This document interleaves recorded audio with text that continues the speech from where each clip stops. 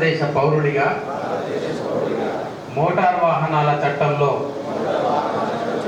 పొందుపరచబడిన road నియమ నిబంధనలను పాటిస్తానని ఇతరులకు తెలియజేస్తానని తోటి రోడ్డు వినియోగదారులను గౌరవిస్తానని రోడ్డు ప్రమాదాలు జరగకుండా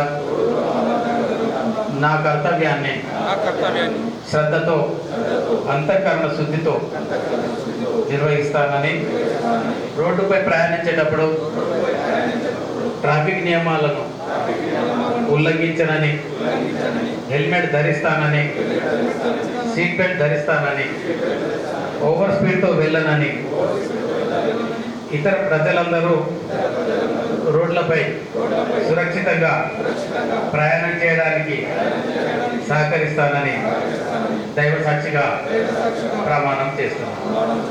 thank you very much. Thank you.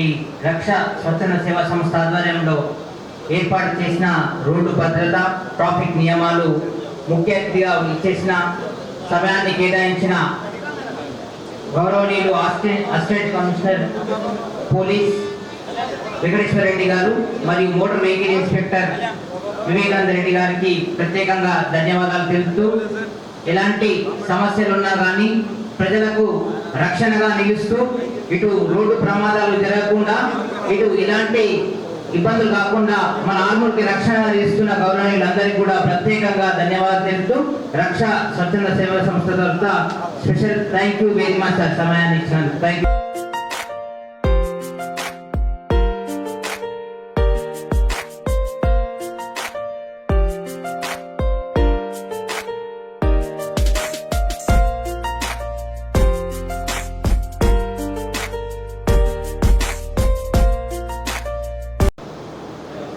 ఇన్సానియత్ కే నాతే హ్యూమానిటేరియన్ గ్రౌండ్స్ మానవత్వంతో మనం కాపాడే ప్రయత్నం చేయాలి.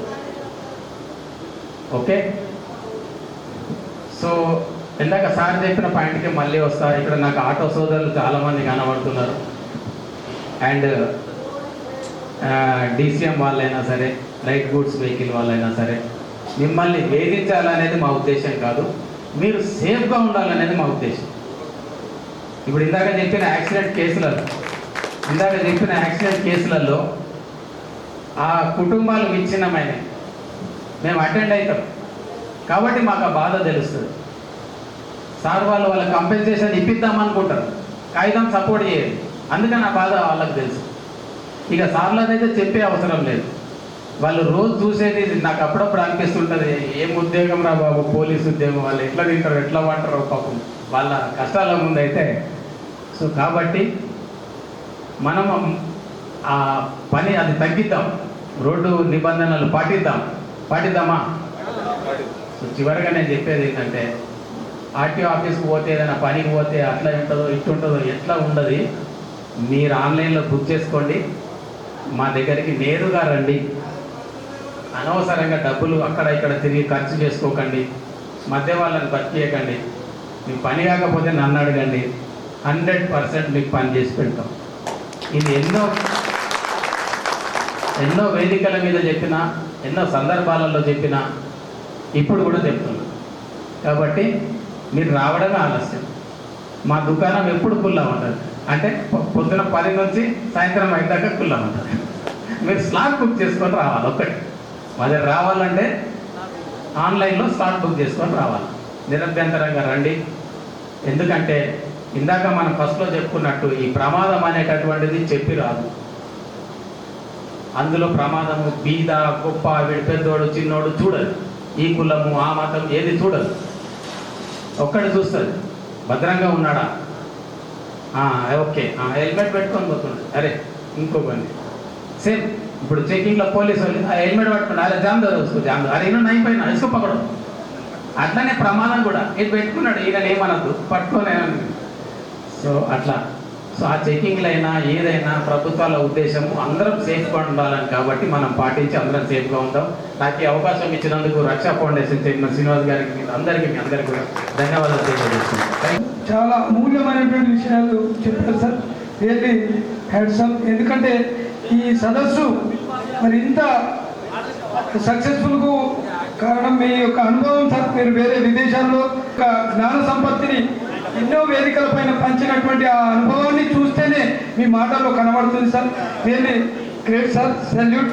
మాకు నిజంగా ఈరోజు ఒక మా జీవిత చరిత్రలో ఒక రిన్యూవల్ చేసుకోవడానికి, మాకు తెలియని విషయాన్ని తెలుసుకోవడానికి ఒక మంచి వేదికను ఇచ్చారు రక్ష స్వచ్ఛంద సేవా సంస్థ వ్యవస్థలో. Thank you very much sir. మరి కనిపించే 4 సింహాలు, సత్యానికి ఒకటి, ధర్మానికి ఒకటి, న్యాయానికి ఒకటి ప్రతీకలైతే కనిపించని 4వ సింహమే పోలీస్.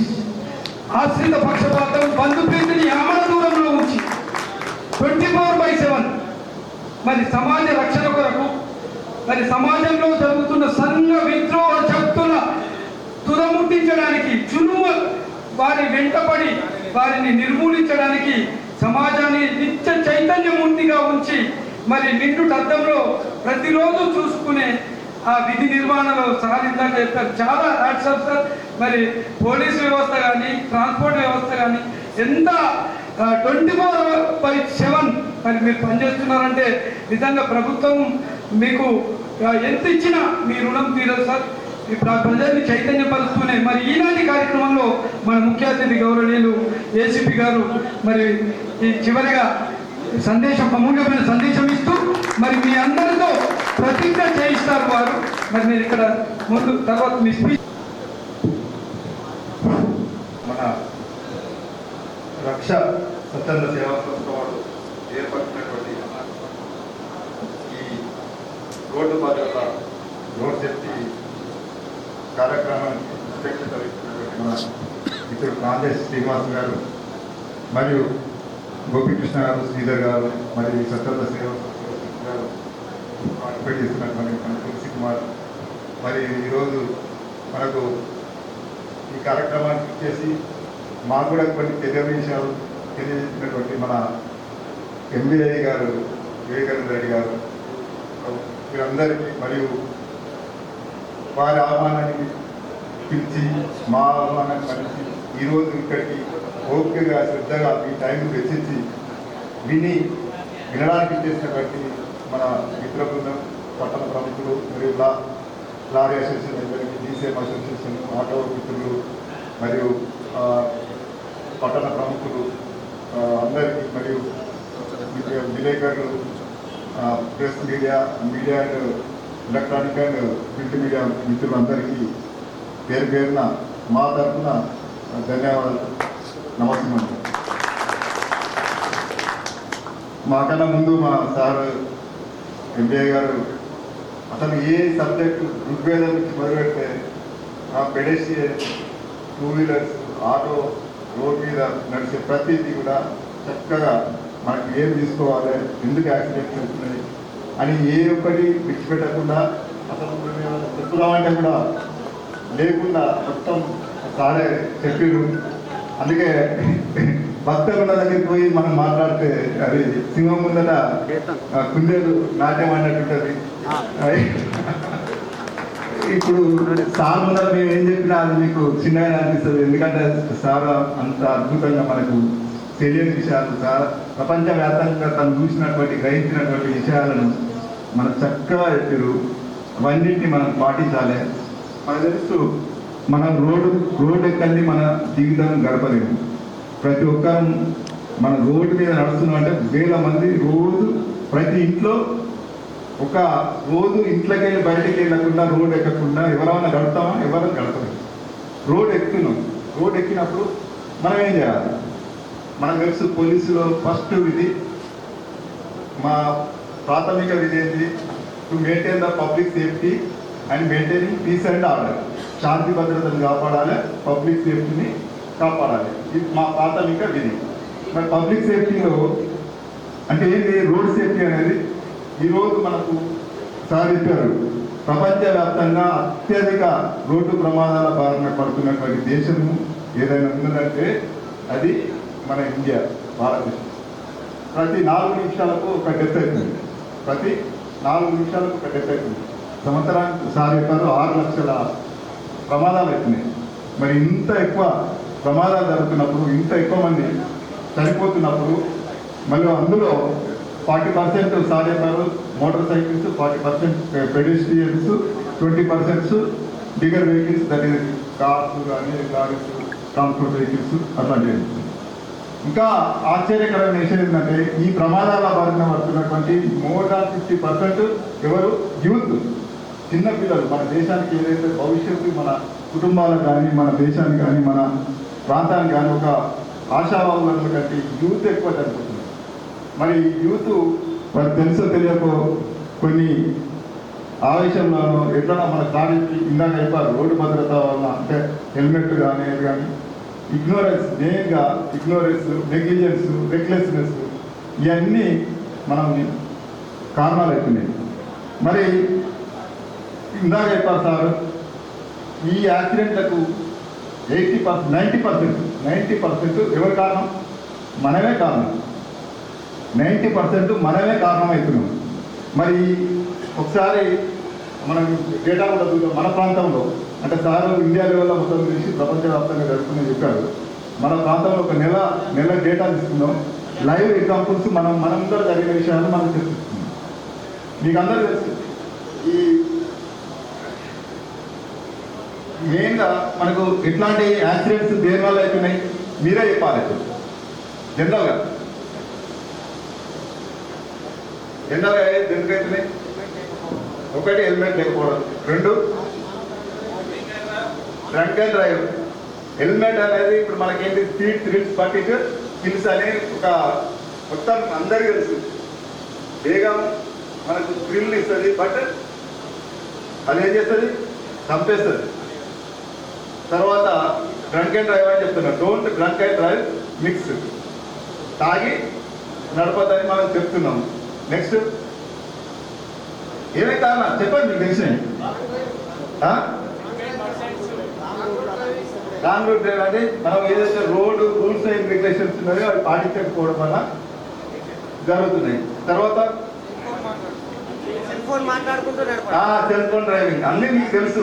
సెల్ ఫోన్ డ్రైవింగ్ వల్ల జరుగుతున్నాయి. ఇంకా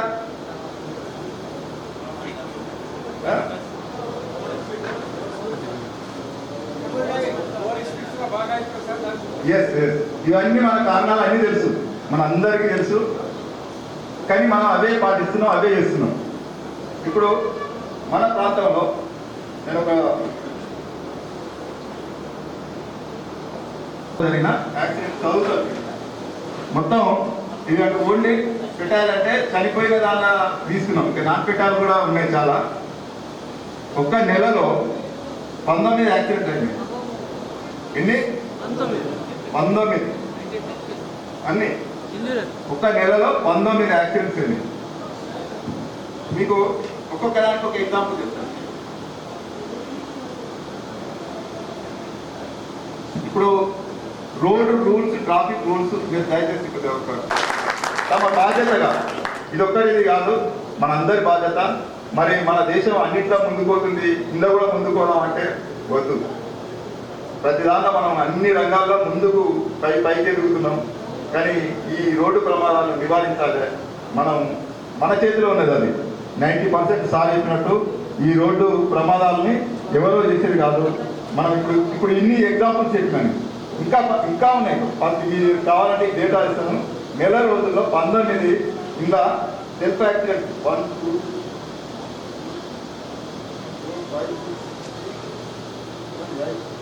9 సెల్ఫ్ యాక్సిడెంట్స్. ఎవరు కాదు, వాడే నివారించవచ్చు కదా మనం. మన జాగ్రత్త ఉంటే ఇప్పుడు వాడు ఎదుటోడు వచ్చి గుద్దిండు, మనం ఎంత జాగ్రత్త ఉన్నా ప్రమాదం సార్, అది యాక్సిడెంట్ చెప్పి వస్తుందా? అది యాక్సిడెంట్ అంటే దాని పేరే యాక్సిడెంట్, యాక్సిడెంట్గా జరిగేది యాక్సిడెంట్ అని. కానీ ఈ 9 ఎవడు చేసింది కాదు, వాడికి వాడు స్వయం కృతాపరాధం అంటారు కదా. మరి అట్లాంటి ఎవడు కాపాడతాడు? మనమే అవేర్నెస్ తెచ్చుకోవాలా. సార్ చెప్పినట్టు హెల్మెట్ ధరించాలి. హెల్మెట్ ధరిస్తే ఈ 2 వీలర్ రైడింగ్లో చాలా వరకు మనం బతికే అవకాశాలు ఉంటాయి. మేము ఒక రోజు మన రీసెంట్గా ఈ శ్రీరామనవమి రోజు గండిమల్ల నుంచి వస్తున్నాం. మన మహేష్ కుమార్ గౌడ్ గారు PCC వచ్చిండు. ఆ రోజు అక్కడ వెళ్ళి అటెండ్ అయ్యి వస్తున్నాం. మా ముందట జస్ట్ ఒక 50 yards ముందట ఒక అతను అది తెప్పి చేసిన వెహికల్ అనమాట వచ్చి, అది స్పీడ్ బ్రేకర్ అన్నది. స్పీడ్ బ్రేకర్ అన్నప్పుడు ఏం చేయాలి? స్లో చేయాలి. అలా అదే స్పీడ్లో పడ్డాడు. పడుతుంటే కింద పడ్డాడు. గతం బ్లీడింగ్ అవుతుంది. నేను చూస్తూనే ఉన్నా, అది చెవులకి వెళ్ళి రక్తం మారుతుంది. అలా పోతాడేమో అని చెప్పి అప్పటికే 100 చేసినాం మేము. అని డేకి కనీసం మా పని పంపిద్దామని చెప్పి ఇట్లా చేస్తుంటే మా చేతుల మీదకి వెళ్ళి చనిపోయాడు. అంటే అదే హెల్మెట్ ఉంటే ఆయన ప్రాణాలు అక్కడ ఖచ్చితంగా బతికేటోడు. దాని ఇంపార్టెన్స్ మనం గుర్తించుకోవాలి. అట్లీస్ట్ చేతులు ఇరుగుతానో కాలు ఇరుగుతానో పోయి హాస్పిటల్లో ఖర్చు కట్టించుకోవచ్చు. 2 రోజుల తర్వాత మళ్ళీ చాలా ఇప్పుడు మనకు లేటెస్ట్ ఎక్విప్మెంట్స్ వచ్చినాయి. కాలు ఇరిగినా చేతి ఇరిగినా మళ్ళీ డాక్టర్స్ పట్టీ చేసి ఖర్చు కట్టి అన్నీ చేసి మళ్ళీ ఏమైనా స్క్రూలో గీలో అన్నీ రాసి చేసైనా మనం నడిపిస్తుంది. మరి హెల్మెట్ నెత్తికి దెబ్బకి అందులో ఉన్నటువంటి ఆ చిన్న గదలో చిక్కిపోతే ఎవరు కాపాడలేరు. అటు బతికినా వాడు కొందరు వస్తారు అప్పుడప్పుడు బతికి. అప్పుడు ఎందుకంటే మనకి ఉండదు. ఒకసారి ఆ బ్రెయిన్కి ఎఫెక్ట్ అయినాక వాడు ఉన్నా కానీ బతికినా కానీ అది చచ్చిన శివంతో సమానం అట్లా ఉంటుంది. కాబట్టి ఖచ్చితంగా ఈ 2 వీలర్స్ మెయిన్గా 2 వీలర్ యాక్సిడెంట్లలో హెల్మెట్ ధరించాలి. ఈ సెల్ ఫోన్ డ్రైవింగ్ అనేది ఆటోలు కానీ ఎవరు కానీ ఈవెన్ లారీస్ కానీ అది అవాయిడ్ చేయండి. దానివల్ల మనకు చాలా అదవుతుంది. ఓవర్ స్పీడింగ్ అనేది చాలా ఉన్నాయి. ఓవర్ స్పీడింగ్ వల్ల చాలా మరణాలు సంభవిస్తున్నాయి. తర్వాత ఈ రోడ్ సేఫ్టీ మనం అటమోడు తక్కువ ఉన్నదని చెప్పు, లేకపోతే ఈ భద్రతా నియమాలు పాటించకుండా మనం చేసిన మన తప్పిదాల వలన జరిగే ఈ మరణాలను అరికట్టుదామని చెప్పి మనం ఈరోజు ఇక్కడికి వచ్చినందుకు ఈ విషయాలు తెలుసుకొని మనం తెలుసుకోవడమే కాదు, మనం పోయే వాడికి అనే జాగ్రత్తలు అవి ఇంటికి వెళ్ళేటప్పుడు పిల్లలకి మెయిన్గా వాడు యూత్కి ఏం తెలియదు. వాళ్ళకి స్పీడ్గా పోయేది తెలుసు కానీ అదే అనుకుంటాడు, వాడు చేసేది అదే మీ గొప్ప పని అనుకుంటాడు. గొప్ప పని అది కాదు. ఒక ప్రాణాన్ని కాపాడితే అది గొప్ప హీరోయిజం. అంటే రోడ్ మీద పోయి స్పీడ్గా ఇట్లా ఇట్లా జాయ్ రైడింగ్ చేస్తాడు. అని చెప్పాలి, అర్థం చేస్తారా? అరే అది కాదురా, నువ్వు ఒక ప్రాణాన్ని కాపాడి ఎలాంటి రోడ్ సేఫ్టీ వల్ల నువ్వు ఎదుటి గుద్దకుంటే అదే హీరోయిజం. ఒక ప్రాణం తీసేస్తాం అంటే ఏమనుకుంటాం? దానివల్ల ఆ కుటుంబం నష్టపోతుంది. దానివల్ల చాలామంది అతని మీద ఆధారపడ్డ వాళ్ళు, ఆయన ఒక్కడే కాదు, ఆయన మీద ఆధారపడ్డ వాళ్ళందరూ కూడా వాళ్ళ జీవితాలు కష్టమవుతాయి. కాబట్టి దయచేసి మీరందరూ ఈ నియమాలు పాటించి ఈరోజు ఇక్కడికి వచ్చి నేను చెప్పిన ఈ స్టోరీ విని ఓకే విన్నందుకు మీ అందరికి పేరు పేరున ధన్యవాదాలు. Thank you.